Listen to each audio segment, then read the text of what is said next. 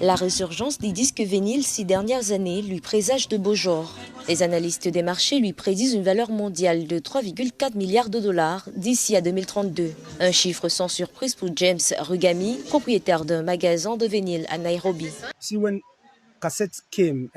Quand les cassettes sont apparues et que les fabricants ont commencé à produire des platines à 2 disques pour doubler la cassette, c'était la descente aux enfers pour les musiciens. Avec les disques vinyles, on est sûr d'avoir affaire à du vrai.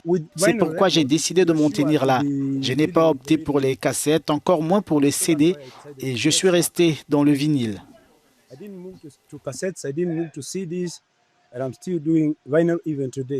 Dans son petit magasin du marché Kenyatta, James Rugami se bat depuis plus d'une trentaine d'années à préserver le patrimoine culturel africain au travers de vieux vinyles. Tous les disques africains sont difficiles à trouver, à l'exception de ceux d'Afrique du Sud. En Afrique du Sud, il y avait de nombreux producteurs et machines appréciées qui, je crois, fonctionnaient encore jusqu'à tard. Mais aujourd'hui, d'autres musiques comme celle du Congo, en raison des conflits qui ont sévi dans le pays pendant de longues années,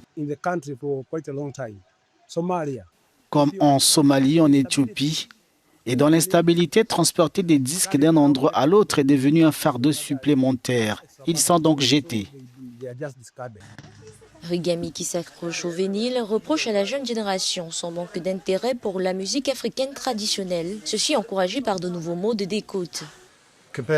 Par rapport à Spotify, qui est l'autre moyen que j'utilise pour écouter de la musique, si vous trouvez un disque, vous revenez au bon vieux temps de l'écoute d'un album, c'est-à-dire que vous ne sautez pas de piste, vous écoutez ce que les artistes voulaient faire dans leur intégralité. Et j'aime vraiment ça, qu'il s'agisse d'une chanson que je n'aime pas beaucoup ou d'une chanson que j'apprécie vraiment, vous vivez l'expérience dans son intégralité et j'aime vraiment cet aspect des choses.